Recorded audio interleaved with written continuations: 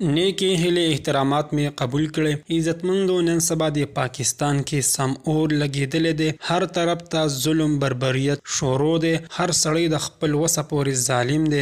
نن په بنو کې د 12 کالو هلک چې یو ظالم انسان سره په دکان کې کار کولو، هغه ظالم انسان په چاقو باندې ډیر بې دردۍ سره وهلی دی چې د ظلم انتها یې ورسه کړې ده. دا هلک یې ولې وهلی دی او دا هلک د کوم ځای و؟ راځئ عزتمندو دا ټول معلومات مونږ سره په دې ویډیو کې وګورئ چې پوره معلومات نه خبر شي. که تاسو مونږ سره په دې چینل کې نوي مهرباني وکړئ زموږ دا چینل ما د سره سبسکرایب کړئ چې تاسو ته بیا هر یوه نیو معلوماتي ویډیو په اسانتیا سره ملاویږي. دوستانو دا مقتول وزیرستان علاقې سره تعلق لرو. پیپل مومن خیل علاقه کې یو دکان و، 200-300 مزدوري باندې کار کولو. د قاتل به د قومي لوط کار ډیر کولو. دې هلک ورته چرته ویلو چې یا لکه دا پرېږده دا ښه کار نه دی. بار به ورته دا نصیحت کوو. اخر دا چې د ظالم چاقو راویستلو او په خپل شاګرد یې غوزار وکړلو چې ډیر بې دردۍ سره په چاقو باندې ووهلو چې په دغه موقع باندې وفات شولو.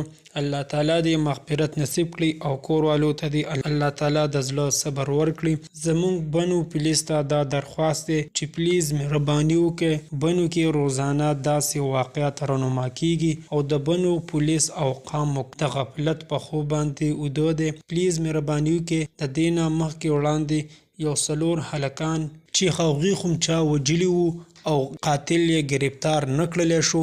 دا ظالمان قاتلان نن سبا ډیر زیات ډاډه شوي دي، په هر چا باندې ډیر زیات تیز ورځي.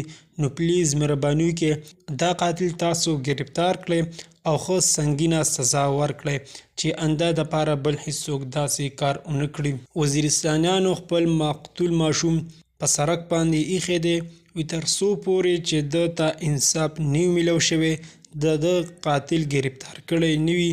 موږ به تر هغې پورې دا روډ بند کړی وي او احتجاج به جاري ساتو ځکه چې دا خو ډېر زیات ماشوم و، خپله مزدوري ګټه وټه یې کوله او دې قاتل ظالم انسان دومره بې دردۍ سره قتل کړو چې څه انتها نه لري.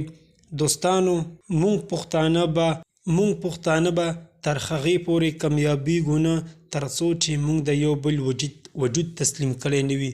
مهرباني وکړئ چې لږ عقل او د برداشت نه کار واخلئ.